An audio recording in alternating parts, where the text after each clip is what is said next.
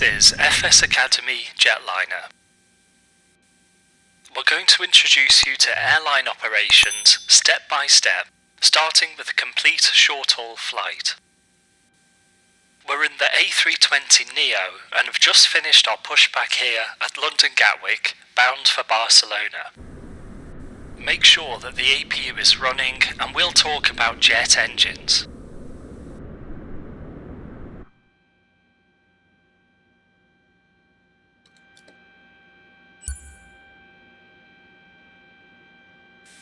The A320 thrust levers have a set of detents that you'll need to be familiar with.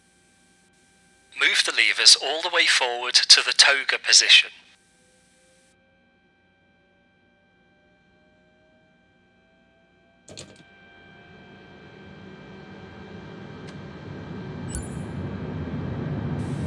This is the toga detent, which stands for takeoff go around. This setting will give maximum power when required for takeoff on a short runway or to initiate a go-around. It would be hard on the engines and use a lot of fuel if we used maximum power for every takeoff, so instead we use a reduced thrust setting known as flex. Move the levers back a little into the flex MCT detent. This is the Flex MCT detent. Flex is a reduced takeoff thrust setting when maximum power isn't needed, saving fuel and engine wear. MCT stands for Maximum Continuous Thrust. Whilst toga provides full power, keeping the engines at 100% thrust for longer than about 5 to 10 minutes can cause excessive wear and damage. MCT is a slightly reduced power setting, but it can be set for an unlimited time, without fear of overstressing the engines. Here in the Flex detent is where we'll set the levers for today's takeoff from Gatwick. Move the levers back another notch to the Climb detent. Unlike in a Boeing aircraft, Airbus thrust levers do not move in response to the auto thrust. Instead, the levers are manually placed into the Climb detent shortly after takeoff, where they will remain for the majority of the flight. The auto thrust can control engine power as needed, with the levers remaining in the Climb detent the entire time. Finally, bring the levers all the way back to idle.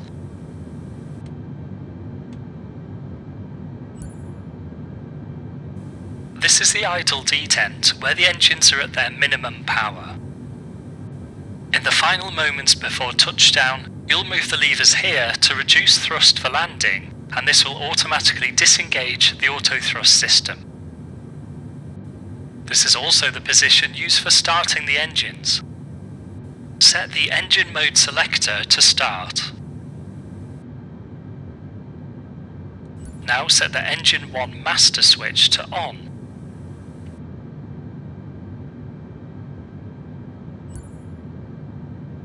A jet engine typically has two main fans at the front of the engine, one big and one small, known as N1 and N2. Each fan is connected via a shaft to their own set of turbine blades at the back of the engine. The N2 fan is the smaller of the two and starts turning first. Once it gains speed, the air it moves gets pushed over the turbine blades for the N1 fan, causing it to spin.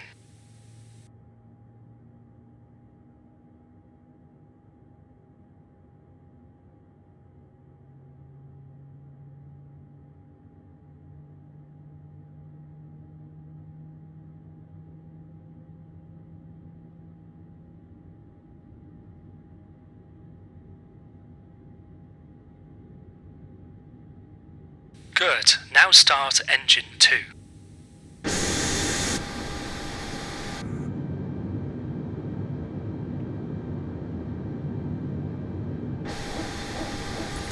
N2 is rotating, fuel starts being supplied at around 20% N2, at which point the exhaust gas temperature, EGT, starts to rise and N1 starts to spin.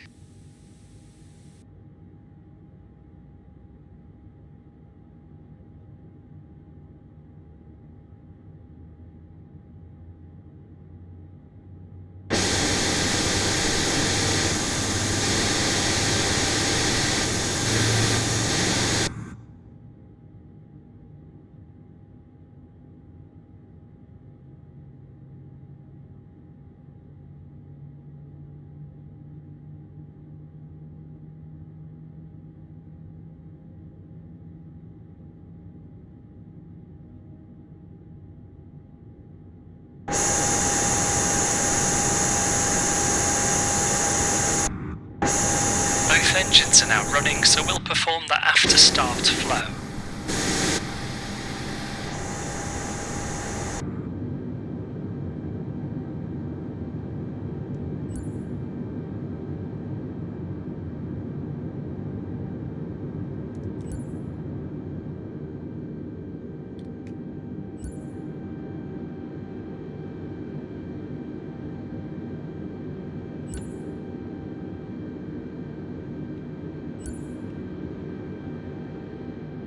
Good. Now that we've completed the flow actions, we complete the after start checklist. Anti-ice off. ECAM status checked. Pitch trim set. Rudder trim 0. After start checklist complete. Just like on a small aircraft, we check the flight controls for full and free movement before departure, starting with the ailerons.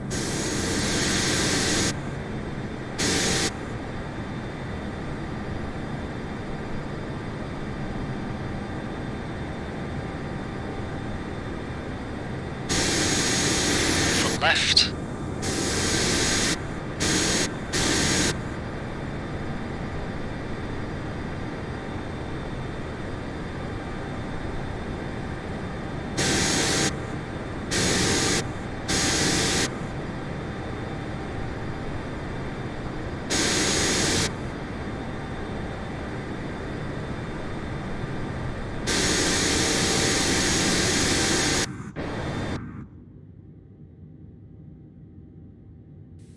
Full right.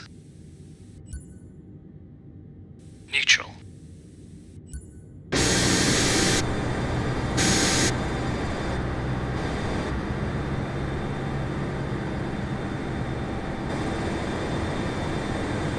Full up.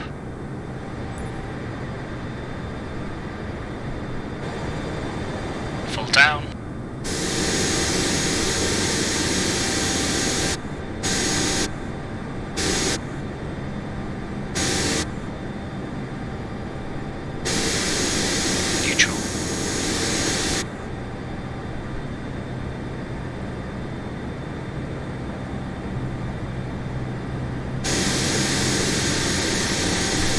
Rudder full left.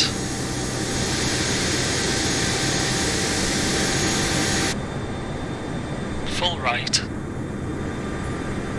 Neutral. Great, the flight controls look good. Jetliner 488, clearance available. Ready to copy, Jetliner 488. Jetliner 488 cleared to Barcelona via Novma 1 X-ray, runway 26 left, altitude 5,000 feet, squawk 7402. Jetliner 488 cleared to Barcelona, Novma 1 X-ray, 26 left, altitude 5,000, squawking 7402. Jetliner 488, read back correct, report ready for taxi. We've just received our ATC route clearance. We're departing via the Novma 1 X-ray departure from runway 26 left, climbing to an initial stop altitude of 5,000 feet, which is set. We're ready to go. Let's request taxi clearance. Jetliner 488 request taxi. Jetliner 488, taxi to hold short runway 26 left via Papa Alpha Sierra, holding point Alpha 2. Papa Alpha Sierra, holding short 26 left at Alpha 2, Jetliner 488. ATC have given us a taxi clearance to holding point Alpha 2. That's pretty much the full length for runway 26 left. Clear left side, clear right side, turn on the taxi light, release the parking brake, and we'll get going.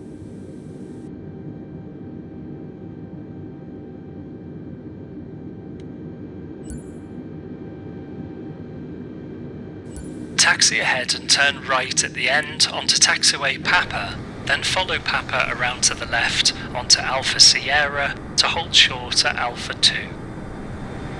Use only the minimum power you need to taxi at about 10 to 15 knots, as we're making some sharp turns.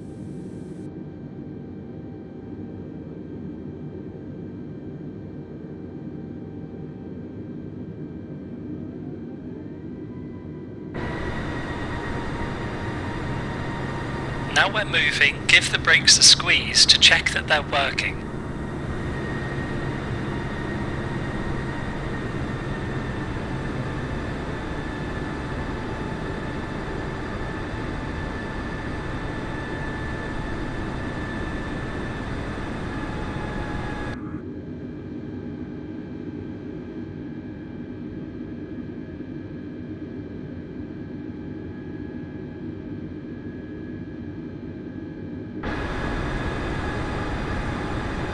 Brakes checked. Keep on taxiing and take the next right onto Papa.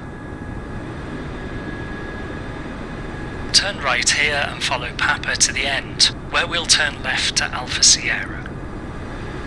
Whilst taxiing, we run through the PEDS check, which is a brief recap of our departure. Performance, departing from Alpha Sierra for 26 left as expected. Engine out. If we have an engine failure, at 1,700 feet we would turn left to Willow. Departure. Novma 1 X-ray, runway 26 left, is on our clearance and in the FMGC. Stop altitude, 5,000 feet from ATC.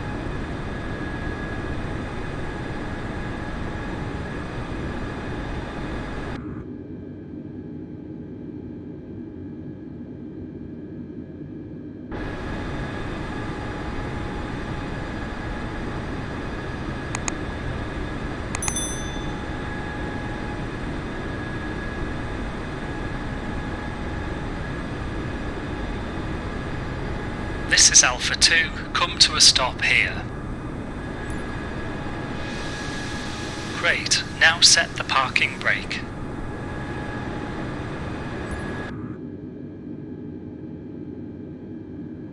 Now we're at the holding point, we'll complete the before takeoff checklist. Flight controls checked. Briefing confirmed. Flap setting config 1. FMA and takeoff data, V1 blue, V2 magenta, climb nav 5000 blue, 1 FT2 flex. Transponder set. ECAM memo, takeoff no blue. EFB stowed and disconnected. Down to the line. Okay, we've completed our checks down to the line on the checklist. We continue below the line once we're cleared for line-up. We'll return once the cabin crew reports that the cabin is secured for takeoff.